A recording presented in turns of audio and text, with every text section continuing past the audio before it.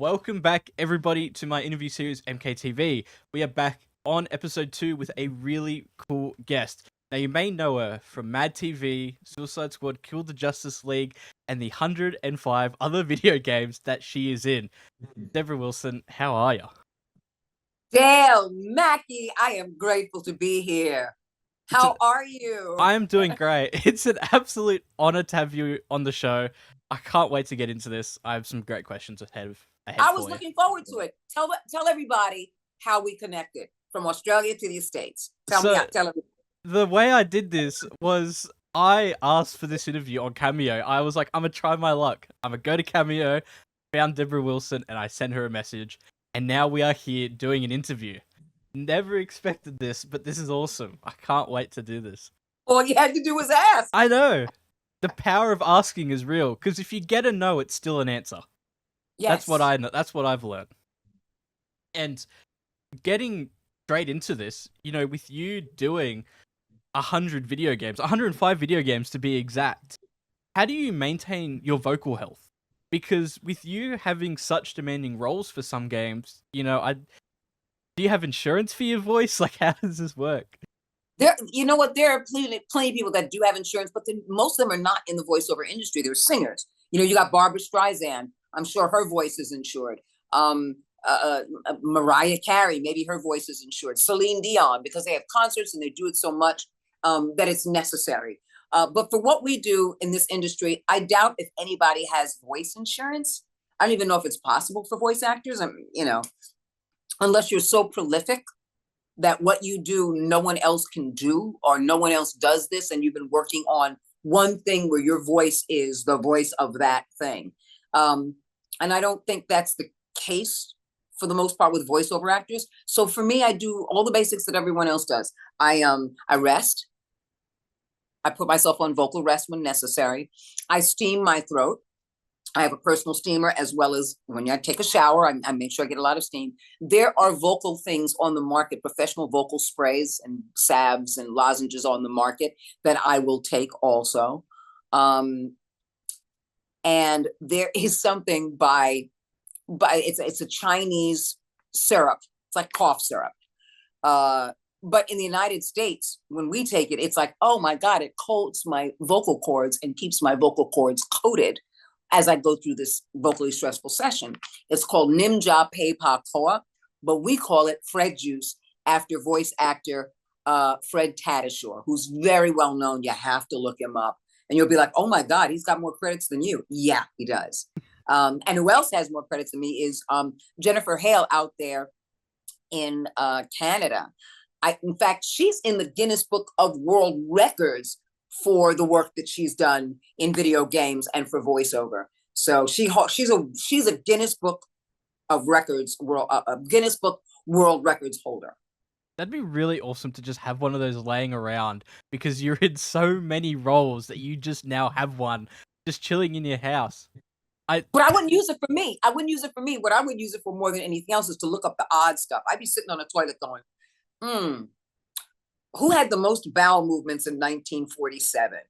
Who had the largest colon in and for me, it's finding those odd things. I've always liked finding the odd and quirky things in facts and information. I love the odd, the quirky, the off center, the left center, factual information. And so for me, that's what I would use it for. And I would keep it right by my toilet. Do you collect the books, like the Guinness World Record books? No. And because you know why? There are so many shows and so many shorts that I watch that have unusual facts and information, particularly regarding exotic animals, because I have quite a few exotic animals. And so I like watching them instead of sitting down and actually reading them. I never take the time to read because I'm always looking at a script. I'm always working on something like this. And so when it comes to reading, it's like, I don't want to do that because I just got finished putting down that or paying attention to the script or doing these sides and that kind of a thing. And so for me, I would rather see it and hear it and visualize it along with that than to sit and read it. Although I haven't picked up in a book in a while, and I'm hoping to do that over this holiday break right now. Also, Happy New Year, by the way. I forgot to say that earlier. Thank you. And to you as well, to you and your family and your friends you consider family, and to everyone in Australia, including my brother, Ben Amarfio. Shout out the brother. And shout out to brother, shout out also out there in Aussie land to Joe Curzel out there in Gawler, South Gawler. I think it's in New South Wales, I think. Yeah, New South Wales, yep. Yeah, but Joe Curzel, I haven't spoken to in a while. I love you and I miss you. Ben, I haven't spoken to you even longer. I love you and I miss you. And Happy New Year to the both of you. If you get it out there in the Ethernet, because believe it or not, I believe in miracles, and I believe that dreams come true, and I believe that someone out there will get to them and send this message of love. I really do. It's my message in a bottle. Message in a bottle. Yep. Someone will see this video and they will spread the message.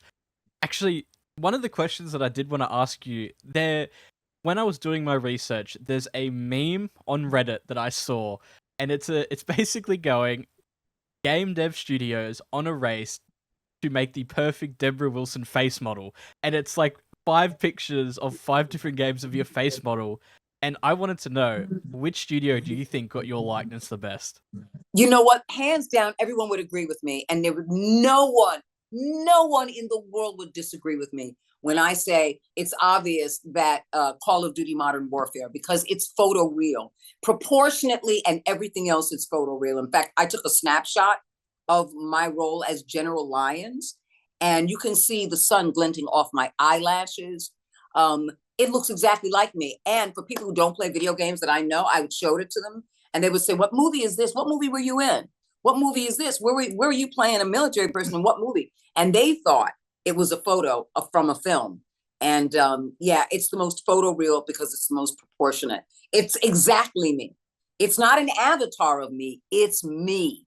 It's just you. Now, it's me. It really is me. And even though it was rendered in CGI, even though it was computer rendering, it's me. It's me.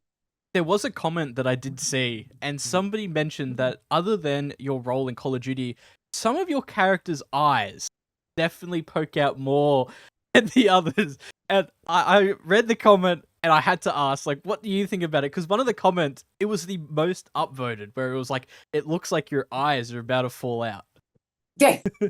And I probably know which one there. I know there are 2 that kind of stand out that way, where my eyes are just brown orbs. They're not eyes anymore. They're just brown orbs sitting on the front of my face. And I love the game, but I have to admit my eyes popped out in that game quite a bit. And that was Wolfenstein: The New Colossus, and in the first Star Wars Jedi Fallen Order. Those 2 were like, ooh, those are poppy. So they look like orbs at times. They don't always look like orbs, but there were a number of times that it stood out where they just looked like these orbs, these brown orbs in front of my face. And I honestly, I never go to game studios or anyone going, "Listen, please make my life." I think it's fun. I prefer, honestly, I prefer not. I'm working on a game now that's going to take me into 2025 that they're also rendering me as me. And it was like, oh, cool. Huh. And it's fun. But it's not one of those things that where I go, I'm so flattered, and oh, it's very cool. But I like the idea of whatever was in the creator's idea, whatever were in the game developers and the writers' heads.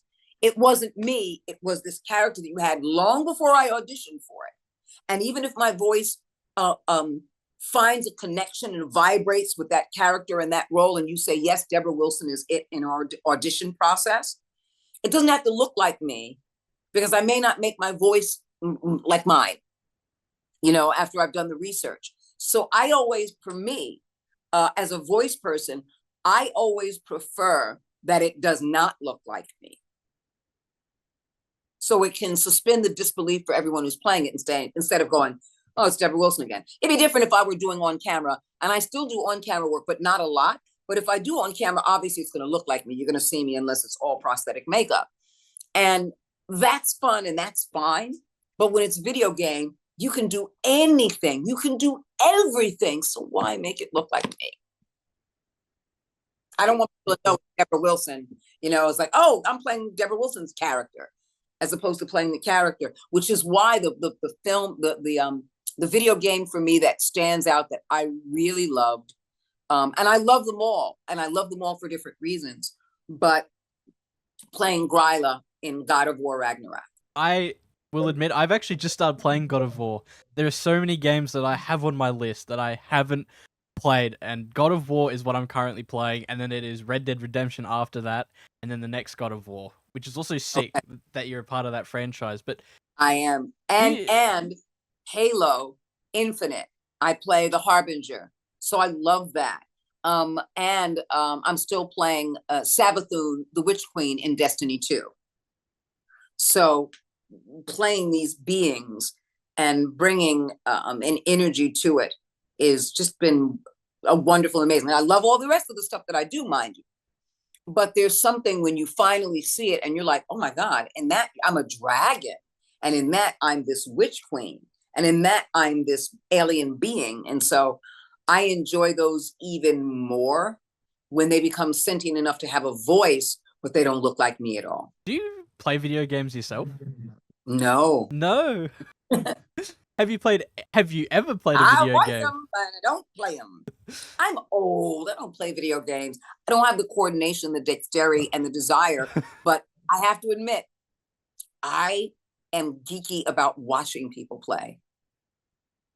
I'm geeky about watching people play because I am, I'm vexed, and at the same time, I am impressed at how they can do this and this, because no one's doing this. No one's doing controller look, controller look, controller look. They're all this.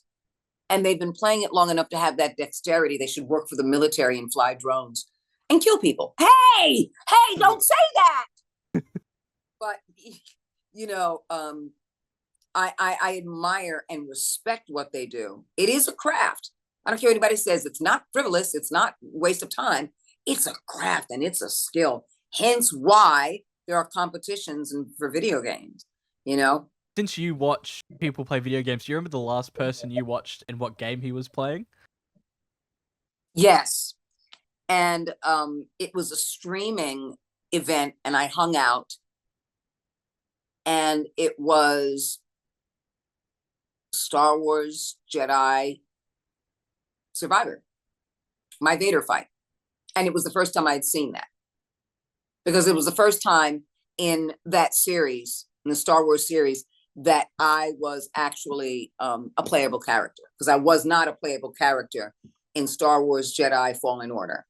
So to see the fight and how somebody handled it and all the stuff in between was really wonderful. I've seen the end of it. For those who have not seen it, I won't give it away, but I've seen the end of it, of the battles, but I haven't seen the fighting and what people do to make me move. And I'm like, wow, y'all make me look badass. Do you think you'd maybe want to make a return for another Call of Duty game, maybe?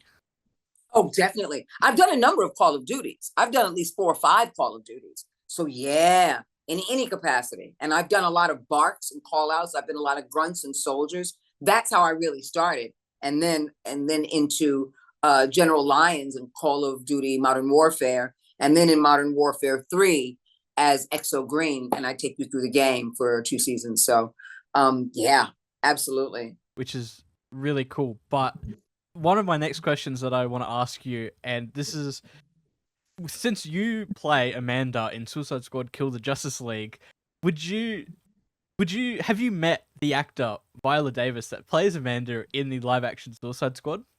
No, and I would absolutely be I'm tissue paper. If I met Viola Davis, I'd just break down and cry.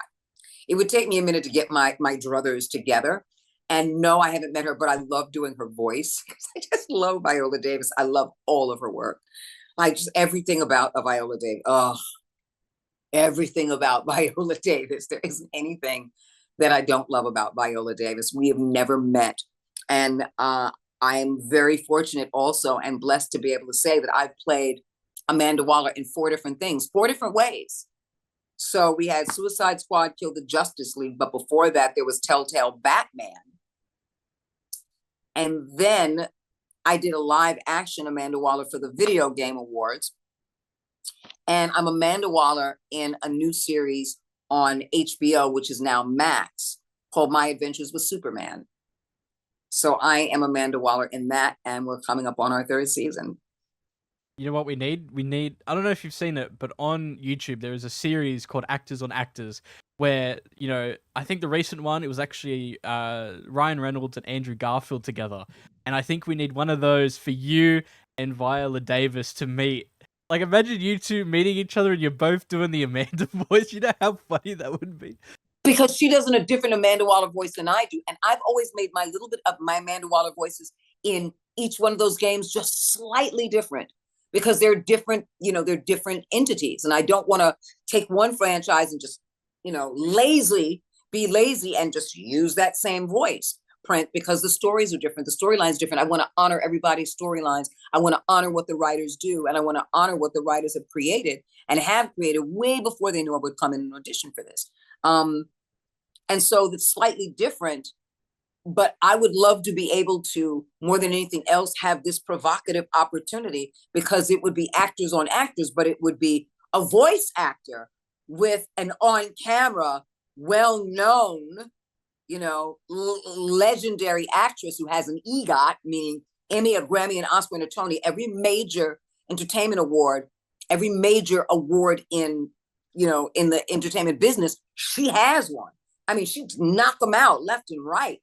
And so to be able to sit across from her with all of that, and for me to be, you know, what I do in voiceover, but still come from these powerful places of telling these stories, I think that would be unique, because there would be a dynamic difference in what we do, but not a dynamic difference in how we do it and how we approach it. And so we could bridge that space. But I would honestly love us to do Dueling Amandas. You know, like just do an improv of Dueling Amandas. Either we're giving out commands or we're having a conversation and sitting back talking about our Suicide Squad, and, you know, and what is your King Shark like? And, you know, what is your Deadshot like? Oh, my, you know, what is your Harley like? Well, my Harley did. You know what my Harley did the other day? Tell me what your Harley did. Well, my Harley, you know, just having that silly conversation as Amanda Waller is, you know, as these two different entities, you know. I think that would be such a funny interaction where you both are talking about characters that are in the same universe, but you're talking about your stories and her stories. Or, like, I think another funny one would be you both are giving orders, but one's different from the other, and it's Amanda's arguing about which orders would be better. Or yeah.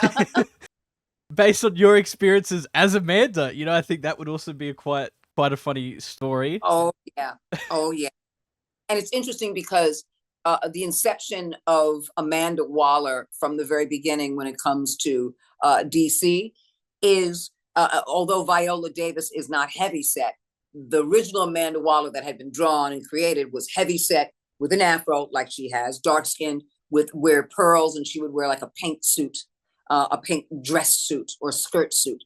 And so she's unassuming and disarming until she pops you in the head without thinking about it. A little bit of blood spray on her, you know, or pops you from a distance while you're talking to her and about to walk up to her, and she just pulls out, pops. And you would think, oh my God, she would have somebody do that, but her doing it, that's what makes her ruthless. That's what makes her brilliant. No feeling.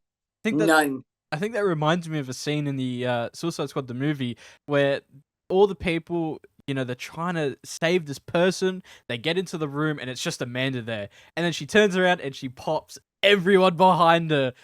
And it's just like... No, they had no clearance. Mm-hmm. You've seen both the movies, I'd assume, right? Yes. First one is one I glom to. But I've also watched other DC things where they put Amanda Waller in it, which is always good. And I'm grateful that she, for all intents and purposes, for DC is Amanda Waller. Mm-hmm. There is a debate online about which movie is better, the first one or the second one. And you said the first one is your favorite? I won't call it my favorite, but it had a different sensibility. The other one became a little obtuse at times. And even though there was violence, the storyline was harder to follow because you didn't get a chance to really know the characters. And for me, and I didn't get a chance to care about them as much. Like they had situations to care about, but I didn't have a journey with them. In the first one, you have a journey with these people. You know something about their relationships, how their mind works, all of that. I think in the second one, it came off as a little bit more humorous. And because you didn't take it seriously, I didn't care as much about whether they lived or died. It was just the action I was following. And so it kind of lost me in terms of the trajectory and how far it would go. And like I said, the violence was there, and it was like this broadened action, which took away from the reality. And that's what I liked about the first one, because everything was interconnected. Everything was really deeply interconnected, and you cared about what was going on. You really cared. And I just thought it was grounded. The performances were grounded. The relationships were grounded. The story, as wild as it was, still had a ability of groundedness in a form of a reality. This one kind of went left of center and became a monster movie.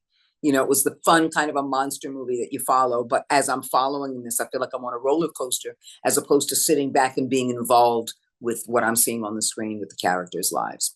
One of my favorite scenes, one of them was at the start where she has the book with all the people and she walks in with all these generals, and the first line one of the generals say is, "You sat there looking like the cat that ate the canary," and she's like, "Oh, I've eaten a lot of canaries in my lifetime." I mean, I don't know why, but she just says those lines so well, and then she opens her book and she introduces all the characters, and it's... Because she's a smooth operator, and Viola Davis is a consummate amazing professional actress. She's brilliant at everything.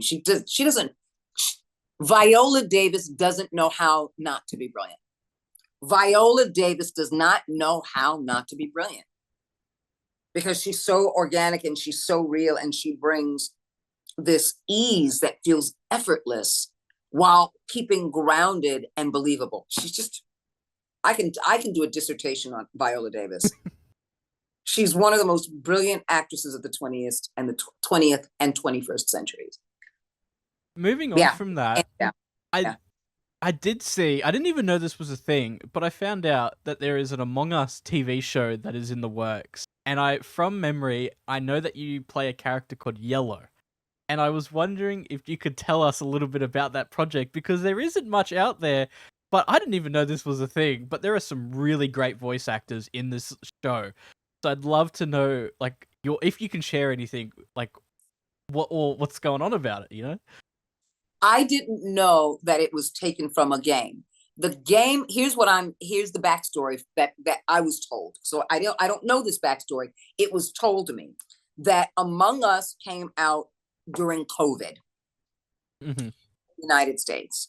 And it became very, very, very popular because it was about these crew members on the ship in space, and they had to find this alien who can replicate the characters on this ship. And you never knew who was among you, if it was the alien replicating someone or not, and trying to figure out and discern and disseminate if that was an alien, or did you have to kill them because, they were, or you killed somebody and it wasn't. And so that's what this project is about. And I didn't know that they were all based on a brown or yellow or red or green. And so it's a huge cast. It's pretty amazing.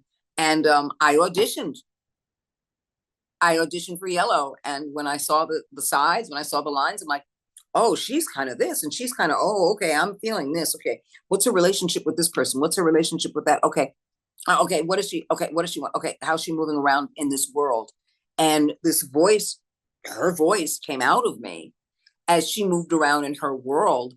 And then I would do some fun stuff that was not on the page. And I think that helped to just allow this character to sit and be comfortable, as opposed to just doing it verbatim and sending your audition. This wasn't about the audition anymore. This was about this person moving in this space, this being that's now using my body to tell their story. And that's how I work in general. So I always have fun. And it doesn't matter whether I book something or not. Am I doing the job that I'm meant to do by allowing that being to come through and be honest about it and let them have their way. And I ended up booking it and recording it. And I don't know much more than that. I honestly don't. I didn't expect, because the game was very popular, during COVID, like you said, but I didn't expect them to go out and do a TV show with some incredible people. And I remember seeing, I was like, I saw the roles like yellow, you play yellow, and then this person plays that color. I'm like, wow, it's actually happening. Yeah, we recorded it already, so I don't know any more than that. Believe it or not, I don't know when it's coming out. I don't know. I think I'm allowed to say it, but because it's in public. There was a series on Cartoon Network, and I think went on to Netflix, called BoJack Horseman. Mm-hmm. And Raphael, what is his middle name? Raphael Bob Waxman. Wackman or Waxman. I can't think of his last name. I called him Rainbow because it was RBW, so I called him Rainbow. I was invited to read for a pilot. I read for the pilot, a couple of different roles. And after having a large table read for him to be able to hear it, Waxberg, I think. Anyway, that's going to drive me crazy. They ended up recording the pilot, and I did all those roles. And I don't know what the title was. I'm not sure. Then the casting director sent me a hoodie, a yellow hoodie. And I was like, what's this for? And it was called, on the hoodie are the printed words, long story short. And I was like, I don't know.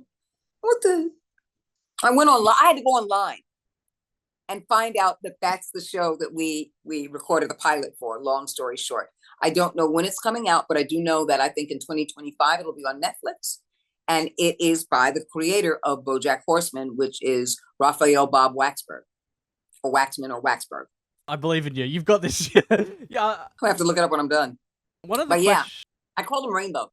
Rainbow. Because it's RBW. Yep. There is something I do want to share. It's not really a question, but it was one of the Reddit posts I saw. It was a post called, who was the nicest celebrity you met? And just a little bit, if you scroll down, somebody was talking about how they were like a production assistant on some gig, and one of the voiceover artists there was someone called Debra Wilson. Now, I don't know if you know her. And they were talking about how nice it was to meet you. Apparently that you sat down with them for 5 minutes, you were chatting with them the whole time, you were given hugs, and she said it was one of the most memorable experiences she's had on set. And I wanted to know if you were aware of this Reddit comment that was made. I wanted to share it. No, because I'm not on social media. But that's lovely. And I do, the bottom line is, before I do voiceover, my main prime directive on this planet is to love people. Often as I can, as much as I can, love people. And I am a hugger. I am a hugger. I am a hugger. I think be young. I'm a hugger. I don't know if one day. One day. I don't know if you remember, there was someone once said that they don't celebrate birthdays, they celebrate the everydays. And that you celebrate the everydays because every day is worth celebrating. I don't know if you remember who said this, but you might know them. I still say it to this day. I don't celebrate holidays. I celebrate the everydays. And when people say Happy Thanksgiving, I go, yes, but my sister coined it best. And then I have adapted that for me. Happy Thanks living. Be grateful to be alive. Be grateful to live. Be grateful that you can create an opportunity, that it exists for you. No matter where you are, from the dark to the light, there is an opportunity, because what you focus on increases. So be very careful and full of care what you focus on. And happy thanks living. Celebrate the everydays. Another question I wanted to ask you, with you being in the video game scene and voicing all these characters all the way back to 2004, I wanted to know how you think the industry has changed from your first role back in 2004 to now. Like, how has the representation changed and all that? Because I'd love to know what you think, because you've voiced a lot of people in a lot of years. I think when it comes to the industry, obviously it's changed because of AI. but it's also changed in the technology and how things are recorded and how things are kept. It's also changed because of that in contracts and that, that the technical stuff and how representation, as well as our union, SAG-AFTRA, evolves to keep up with the technology and the changes, especially when it comes to AI. And also, I've noticed because of a world that can be divided on so many social things, diversity, equity, and inclusion is a topic that still needs to be discussed, that will never go away. And it still needs to be surmounted to the point in which everyone has a fair space and a safe space and a safe haven to be themselves in a work environment, in a personal environment, in a social environment. And we're not asking for that sense of entitlement. It's just a matter of respect who I am as I respect who you are, and don't judge me. And I've noticed that when it comes to DE&I, that the world is following suit based on what the entertainment industry does. There are more shows and more commercials that show same-sex marriages and families, and blended families. And I think it's necessary and vital because that's our society. And so to not include an aspect of society that is continuing to grow momentum in the norm, to not show them is a disrespect to humankind, because they are humankind. So be kind to humans, And so for me, I'm watching the industry shift in the representation of characters. There are more, I have to admit, I've been steamrolling because there are more characters of color and more games that are coming out with characters of color and mixed race characters as well, that are allowing things to open up for sure. And even though you don't need to know the color of somebody's skin to have that role, it's important to have the visuals of that represented. Disney has broken glass ceilings for me and said, come on in. I am the 6th Daisy Duck in history for Disney, and the first woman of color to voice her in all of those years. I am also the 2nd person in Disney history to voice Pat Carroll's Ursula, the Sea Witch, from The Little Mermaid, since she has passed away, since Pat Carroll has passed away. And I don't say I voice Ursula for Disney now. I say I voice Pat Carroll's Ursula because she broke the mold, and I am a shadow in her footsteps to come as close to what people know of Ursula and feel of Ursula because of Pat Carroll. But Disney has broken that for me. And it's not the first and the second time, believe it or not. There was a ride on Disney that had been voiced for a man where you wait on the queue at Disneyland, which is in Anaheim, California. And for 40 years, it had been a man, and it had been a Caucasian man. And for the first time in Disney history, it was a woman, and it was a woman of color, and it was me. And I voiced a ride in the queue on a 1940s radio for Jungle Cruise in Disneyland in Anaheim, California. And so Disney is really open to DE&I and watching the industry change in terms of, wow, yes, that's happening socially, but we need to reflect that in the entertainment industry. We need to reflect that in voiceover. And so it's been wonderful, to say the least. What's your thoughts on AI? Because there was a recent controversy that I saw where a few actors that were in a game left because they didn't want their voices to be used in an AI way. So all of them left, and they all got replaced.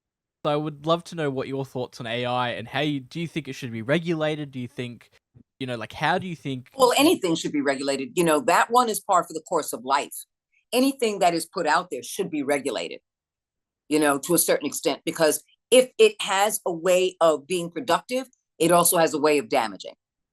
And so, of course, it should be regulated and people should be compensated. And I don't know what game that was, and I don't know the people who left, but I do know that if there were no buffers in place through SAG-AFTRA, or no signatures on addendums as this is continuing to move through our right now, the strike, because the strike is not over. And so this is going to be ongoing. And it's a way of going, look, if the reality of AI is here, you can't fight it. What you have to do is you have to work within the confines of AI and the parameters of AI to protect yourself. It ain't going anywhere. It ain't going anywhere. But if that is the case, you have to pick and choose your battles and go, what are the things that are important for me as I do this? Am I going to be replaced? Is there a parameter set by my union? Is there going to be a proper compensation?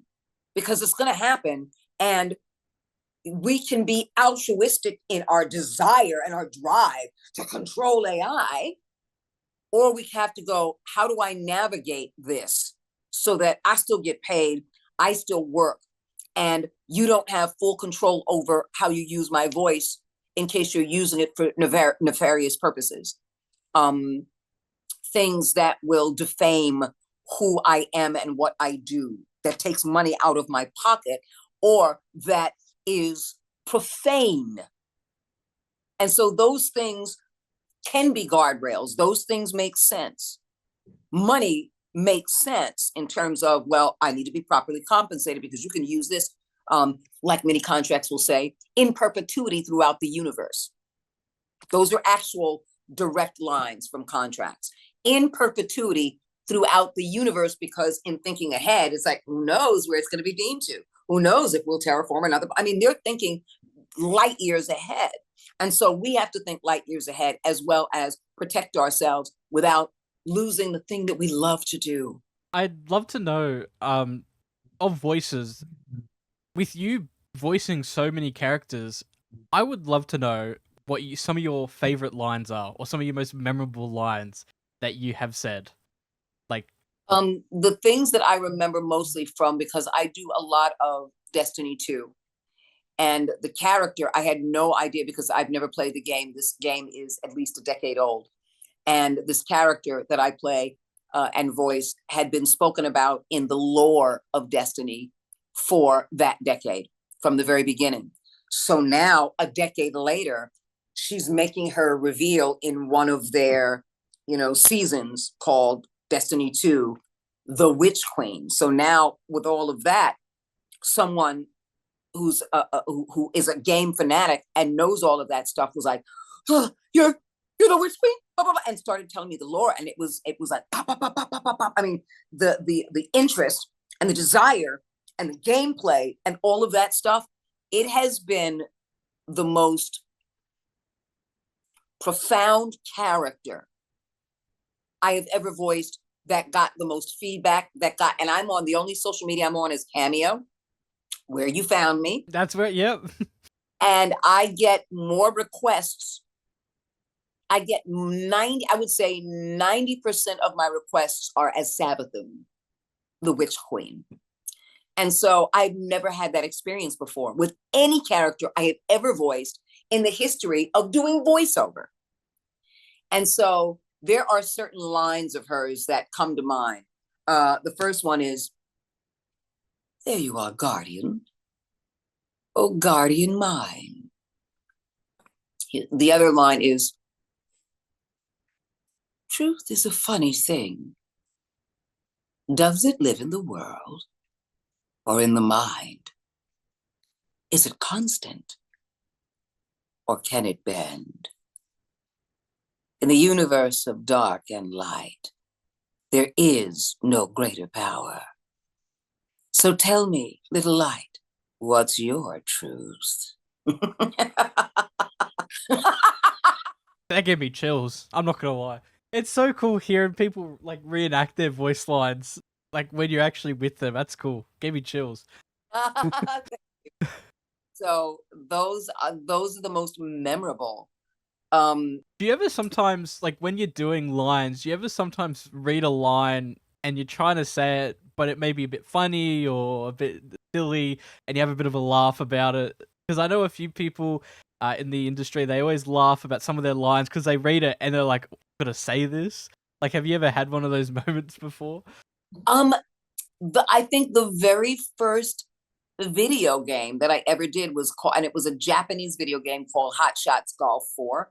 And I played this character named Bertha, and she was so absolutely stereotypical. So heavy set black woman, big afro, talk like this. Yeah, come on now. You could do better than that. And some of the lines were like really ridiculous, but I just let her have her way. And so when you allow these one-dimensional beings to be three-dimensional using your vocal cords and your diaphragm and your throat and all that, they have their own truth. And so I was able to do it because this is her truth. This is her life. This is her experience, and I'm just there as a passenger. And so there has never been a game where I thought, this is so profane, I cannot do this. This is so, no, I don't know. I don't think I've ever had a game in which I've turned it down because I thought, no, this is just too disgusting, or this is just this. There are projects that I've worked on camera where I went, you know what, I don't want to do that. I don't want to go to that place because I really take this on and I'm really committed. I don't want to commit to that role. And I think I've done it a couple of times in which it's like, I've done that before. Oh, that's really stereotypical, or, how many times am I going to play something like that? Because on Mad TV, I've done so many characters. So when I see a character in a movie that's like that, or a character in an independent project that's like that, I feel like it's not a character. I feel like it's a caricature. Or if I come in with ideas, they don't want to change. So I'm like, we're not meant to collaborate or work together. And that's cool. That's just the way things go. But in video games, there's nothing I've ever turned down because I let them live within me and have their world come out. Do you ever slip into your character voices in real life? Always. But the cue to do that is someone going, oh my God, I love such and such. And then all of a sudden I'm that. You're that person. Yeah. Oh, immediately. I let them come in. I let that person come in because they're still close to me. They're close to my heart. They're close to the stuff that I do. And so whenever someone, talks about Star Wars Jedi Fallen Order, I allow Seer to come through and deliver a message and to speak to you, or I allow the Witch Queen Sabbathing to come through.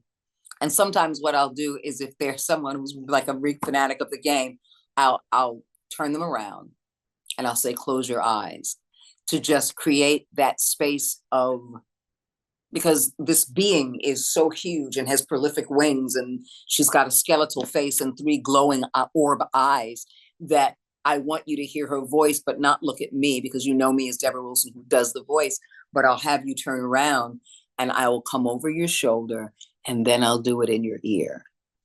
So that as your eyes are closed, you're having that same experience with the visuals in your mind without having to see Debra Wilson say it. Imagine getting to meet, like, your favorite voice actor, and then you meet them, and then you tell them, oh, I love you from this, and they go, turn around, close your eyes, and you just walk behind them, and you just start whispering in their ear, like, or not whispering, and talk, but have this little monologue about them as guardians, and making it very personal, and making it really personal.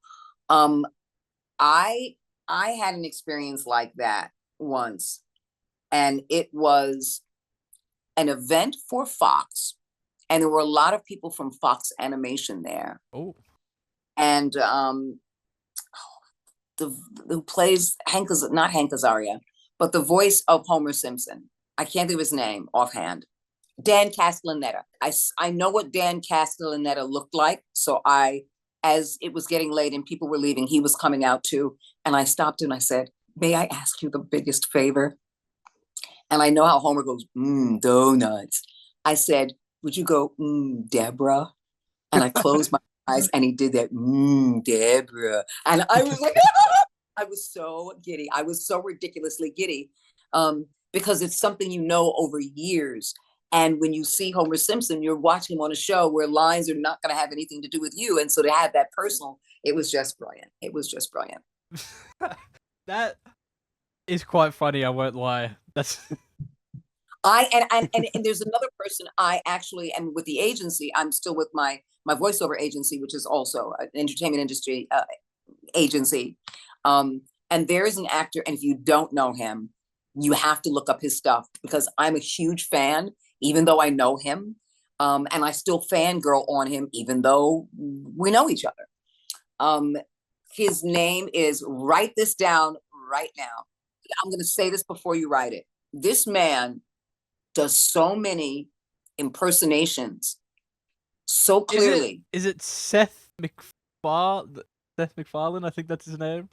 Nope. Damn it. Seth MacFarlane cannot hold a candle to this person who does well over 100. And we're not talking about impressions. We're talking about impersonations. In other words, when you close your eyes and you listen, mm-hmm. It's as if you're talking to that person. It's not like a caricature of that person. It sounds like that person. He does well over 100, if not 200. His name is Jim, Jim. Mm-hmm. His last name is Meskimen, Meskimen. Meski, Meski, men, Men. You will lose your mind. You will need. You will crave. You will beg to have an interview with him. Well, yeah, I'll give him a Google after this, because you've kind of hyped him up. The bar's here. The bar's here. He's over that. Okay, over that. Over that. If the bar is here, he is OVA. Over. When you hear what he does, you're going to want an interview. And for your audience out there, if you don't know Jim Meskimen, you will want to know Jim Meskimen. Jim, Jim, Meskimen, Meskimen.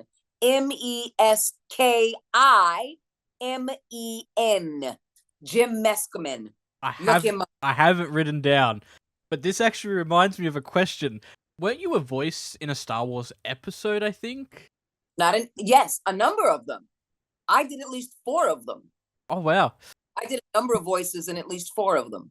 There was one you did recently. What were the experiences like on that? I'd actually love to know. That's when you're doing ADR and looping. And usually when it comes to specific lines or specific things that you're replacing someone, ADR stands for automatic dialogue replacement. Automatic dialogue replacement. So when a director goes, I don't like their voice, it doesn't work for this scene, for what I'm hyping up with all the sound, I want somebody else to get up there and do it. Sometimes the director will be in a session and you've got 20 people there, because it's called a looped group. And for a couple of the Star Wars, I have replaced people's voices and characters' voices. When Rey goes to the planet, have you seen any of the Star Wars?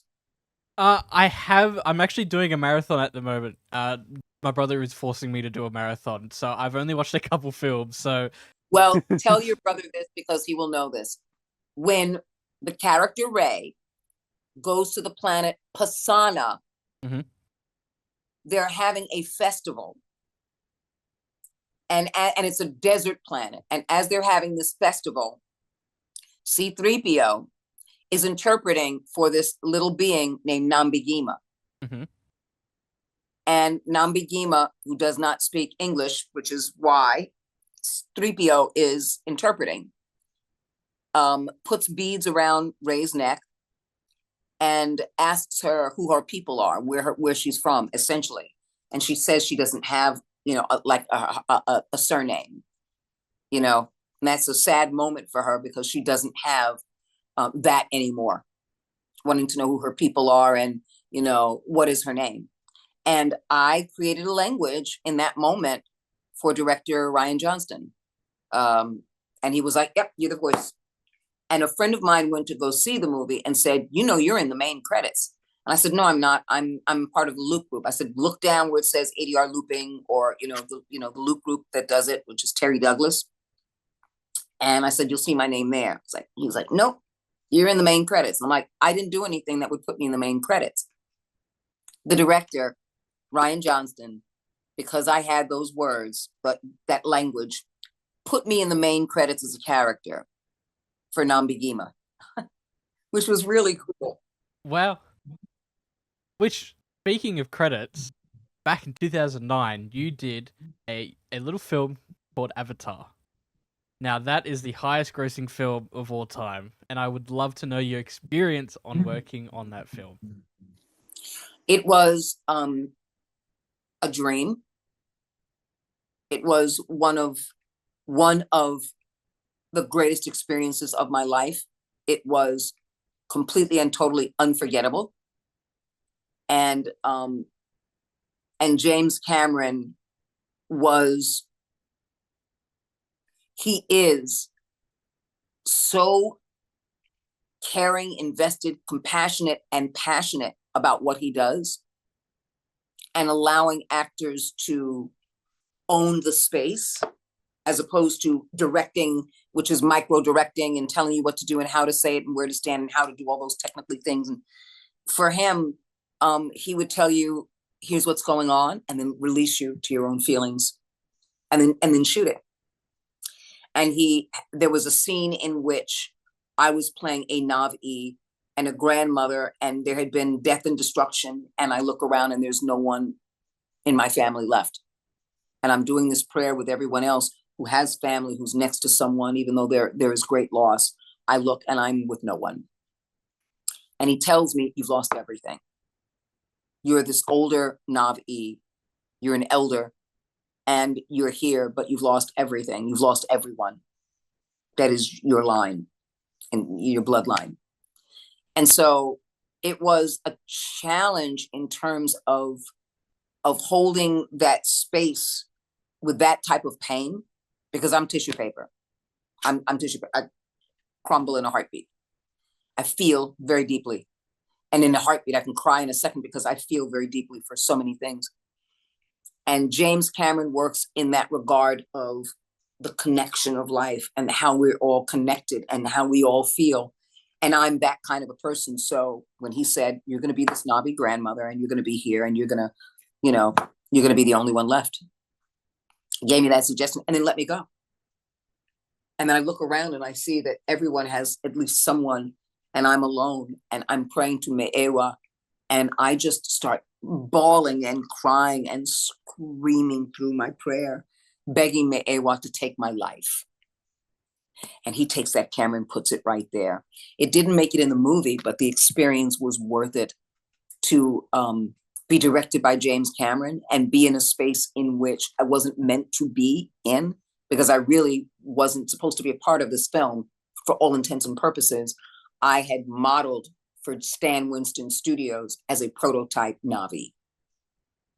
And he saw the pictures, James Cameron saw the pictures, and my frequency, my vibration, my passion, my commitment to creating that space in picture and CGI, with all the technical stuff that had to be done to my face and my body.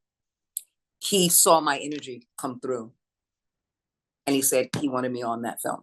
That's the first time a director of that type of note asked for me by name. It may not happen in this lifetime again, but that's the very first time a director as big as James Cameron asked for me to be there by name. Well, I think you've won, because now it's the highest grossing film of all time, and you could say that director asked for you by name, so you've won. I feel like I don't think you couldn't get any better. I don't know what I won, but it is a huge monumental experience. It is a huge monumental, and only James Cameron can outgross James Cameron. Yeah, he outgrossed himself with Avatar because no one had outgrossed him on the one about the ship. Jack, I'm flying. Oh, I wish you were old enough to remember. I always tell people, I interviewed Derek Phillips last week, and his first ever credited role was the year I was born, 2006. And that made him go, oh my God. Oh, yeah, I'm going, oh my God. and I can't think of it. Leonardo DiCaprio, Kate Winslet. Titanic? Thank you. You should be on a trivia show. There you go. And it just escaped me. When Titanic came out, it became the highest grossing film. Nothing could top it until Avatar. Until Avatar came James out. Cameron is the only one who could outgross James Cameron, which is really cool. Pretty badass. I've decided I'm going to go watch Avatar after this. I need to just get my Avatar knowledge there. And The Way of the Water. And you'll be able to see my face on lots of little Navi. Lots of all over. And you'll be able to tell. And maybe you won't. You know, you'll have to look. If I do notice, I'll just point and go, I've interviewed that person. I know that person. I know that person. Put it this way, when there's a scene where one of the leads, played by Sam Worthington, goes by a fire, and he's awkward because he's now the avatar of a Na'vi, and so he's trying to deal with his height, he's trying to deal with his tail, he's trying to deal with, you know, navigating this avatar of a body, and he's sitting next to a little kid, and this kid's eating, and he almost knocks over the kid. I'm that kid. I'm one of them. Good to know. Good to know for when I watch Avatar to point out that scene specifically. Well, Debra, I just want to say thank you so much for taking the time to do this interview. I've ran out of questions. You've answered all my questions really well. So yeah, it's such an honor to have you, and thank you once again. My pleasure. I had a great time, and thank you for even asking, because as much as it was my time, it was yours as well, and thank you for it. I was very impressed when you said yes. I was very excited. So yeah, why would I say no? That's the great thing about life. Say yes. Say yes and take the journey. 100%. You know, everything's a journey. And there are certain things where you go like, oh, I'm taking a calculated risk to say yes, or I'm going to definitely say no. But when it's something like this, it's like, you know, there's no risk involved. There's just going to be a journey. Take the journey with this person. Get to know another human being on the planet. And now I've got to sit down and interview someone like you who's had a lot of experiences in a lot of video games, Mad TV, a lot of stuff. So it's great to sit down and ask you all these questions. You are going to want to interview Jim Meskimen. Well, I'm going to have a look at his name, and I'll let you know once I do it. Oh, please message me back on Cameo and let me know, because I have a feeling you're going to go like, oh, whoa. Because his voiceover work may not be video games or a lot of video games. But when you hear what he can do, you will go, oh, wow. Or because of your age and you don't know who he's doing, and you look it up and you go like, I can't tell the difference between this person and this person. You won't be able to tell. Yep, I will give him a Google. As soon as we're done, I'm giving him a Google. Do you know who Robin Williams is or was? Yes, name is very familiar. Okay. Start looking up certain people, and I guarantee you'll be like, oh my God. I will also let you know I'm actually about to do a Star Wars playthrough as well of the 2 games that you are in. I know my brother, he's been asking, he was like, before I did this interview, he was like, you got to play the games, you got to understand. Right on. Awesome. Well, thank you so much. I won't take up any more of your time. Thank you. Oh, thank you.